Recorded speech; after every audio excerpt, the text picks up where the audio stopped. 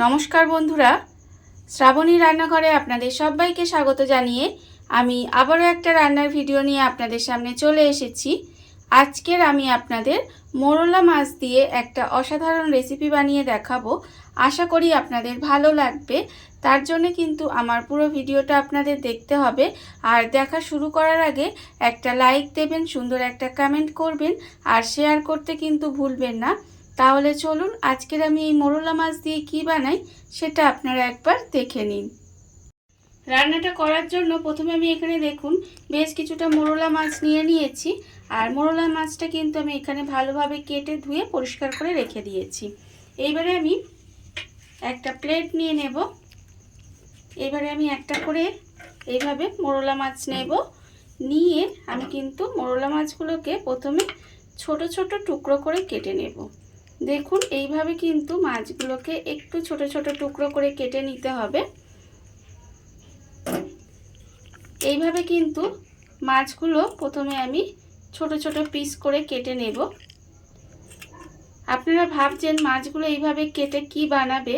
দেখুন আজকের কিন্তু একটা অসাধারণ রেসিপি হবে।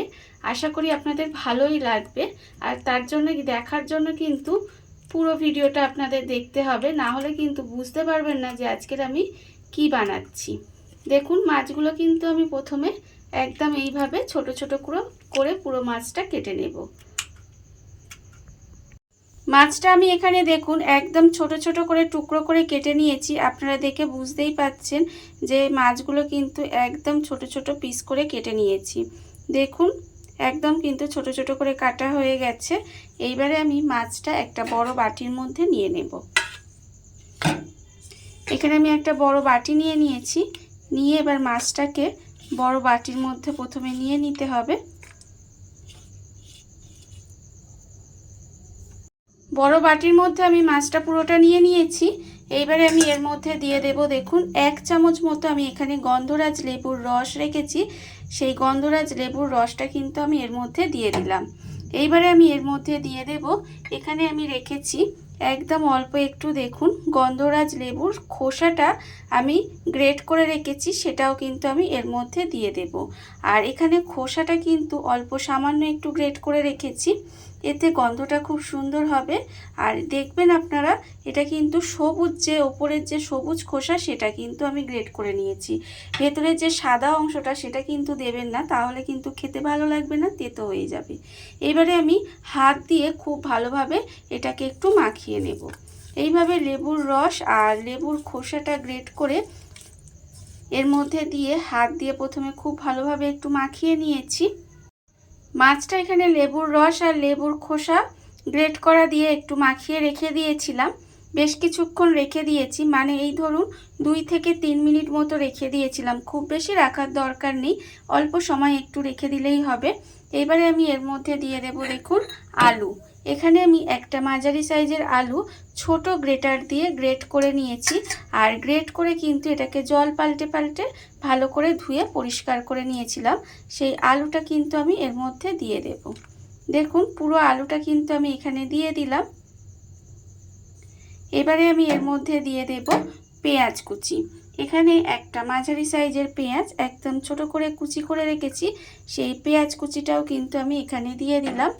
এবারে আমি এর মধ্যে দিয়ে দেব কাঁচা লঙ্কা কুচি। এখানে একটা কাঁচা লঙ্কা আমি একটু কুচি করে রেখেছি, সেই কাঁচা লঙ্কা কুচিটাও আমি এর মধ্যে দিয়ে দিলাম। এবার আমি এর মধ্যে দেব দেখুন কাঁচা টমেটো। এখানে আমি কাঁচা টমেটো এই রান্নাটায় ব্যবহার করেছি। একটা মাঝারি সাইজের কাঁচা টমেটোকে একদম ছোট ছোট কুচি করে রেখেছি, সেই কাঁচা টমেটোটাও আমি কিন্তু এর মধ্যে দিয়ে দিলাম। এবারে আমি হাত দিয়ে এটা খুব ভালোভাবে প্রথমে একটু মেখে নেব। হাত দিয়ে আমি এটা খুব ভালোভাবে মেখে নিয়েছি। এইবারে আমি এর মধ্যে দিয়ে দেব দেখুন আন্দাজ মতো নুন রেখেছি 1/4 চামচ মতো হলুদের গুঁড়ো, আর রেখেছি আমি 1/4 চামচ মতো লঙ্কার গুঁড়ো, আর অল্প সামান্য একটু কালো জিরে সেটাও রেখে দিয়েছি। এবারে সমস্ত কিছু কিন্তু আমি এখানে দিয়ে দিলাম। দিয়ে এবারে আবারও এটাকে হাত দিয়ে একটু ভালোভাবে মেখে নেব। আর আরেকটা কথা আপনাদের বলে দিই যে ঝালটা আপনারা কতটা খাবেন সেটা কিন্তু আপনারা নিজেদের ইচ্ছা মতো ব্যবহার করবেন। এখানে কাঁচা লঙ্কা আর গুঁড়ো লঙ্কাটা কতটা ব্যবহার করবেন সেটা আপনারা বুঝে ব্যবহার করবেন যে আপনারা কতটা ঝাল খাবেন। দেখুন হাত দিয়ে কিন্তু এটা খুব ভালোভাবে মেখে নিয়েছি। এইবারে আমি এর মধ্যে দিয়ে দেব চালের গুঁড়ো। দেখুন এখানে আমি চালের গুঁড়ো রেখে দিয়েছি। এইভাবে অল্প অল্প করে চালের গুঁড়ো দেব, দিয়ে আবারও কিন্তু হাত দিয়ে এইভাবে খুব ভালো করে মেখে নিতে হবে। আর এর মধ্যে কিন্তু আমি আর কোনো রকম জল দেব না। এইভাবে অল্প অল্প করে চালের গুঁড়ো দিয়ে খুব ভালোভাবে এটা আলতো হাতে একটু মেখে নিতে হবে।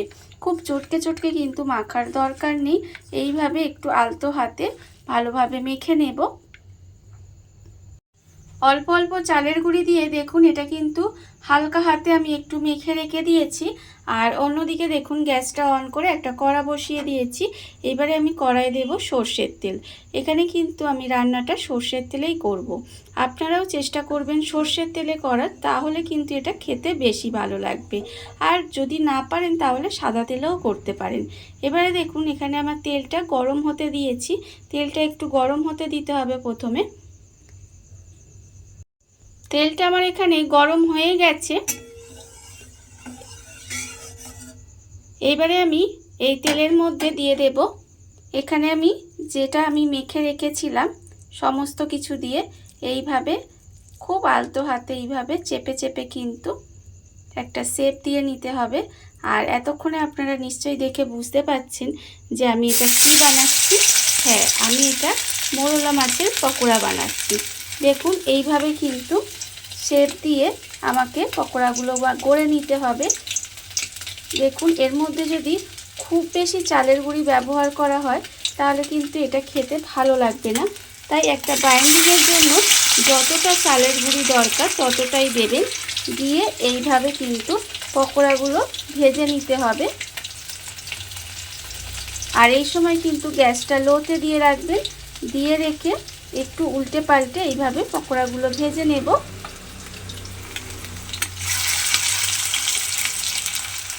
পকোড়াগুলো আমি এখানে দেখুন উল্টে পাল্টে ভালো করে ভেজে নিয়েছি। আর এই সময় কিন্তু গ্যাসটা লোতে দিয়ে রাখবেন। রেখে এইভাবে উল্টে পাল্টে একটু খুব ভালো করে ভেজে নিতে হবে। এইগুলো আপনারা গরম ভাত দিয়ে খাবেন, দেখবেন খেতে কিন্তু অসম্ভব সুন্দর হয়। মানে ডালের সঙ্গে এইবার এরকম যদি একটা পকোড়া থাকে তাহলে দেখবেন ভীষণ ভালো লাগে খেতে। আমি কিন্তু এগুলোকে খুব ভালোভাবে উল্টে পাল্টে একটু লাল করে ভেজে নেব। পাকোড়াগুলো আমার এখানে লাল করে ভাজা হয়ে গেছে। পাকোড়াগুলো দেখুন আমি কিন্তু এখানে লাল করে ভেজে নিয়েছি। এইবারে আমি এগুলোকে তুলে আলাদা করে রেখে দেব।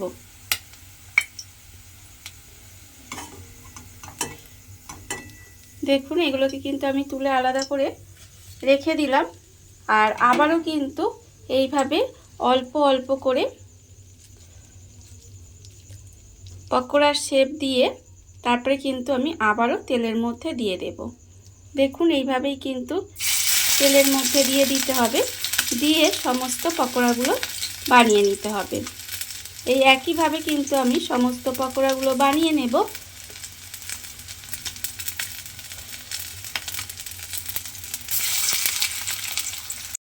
দেখুন বন্ধুরা, বাড়িতে থাকা কত অল্প উপকরণে কত অল্প সময় কত সুন্দর একটা মোরলা মাছের রেসিপি বা মোরলা মাছের পকোড়া যাই বলেন না কেন তৈরি হয়ে গেছে, আপনারা দেখতেই পেলেন।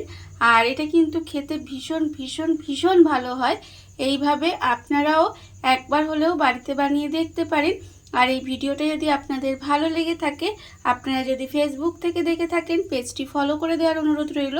আর যদি ইউটিউব থেকে দেখে থাকেন চ্যানেলটি সাবস্ক্রাইব করে নেওয়ার অনুরোধ রইল। তাহলে চলুন ভিডিওটা আমি এখানেই শেষ করছি। আপনারা সবাই ভালো থাকবেন, সুস্থ থাকবেন। আবারও হাজির হব নতুন কোনো রান্না নিয়ে।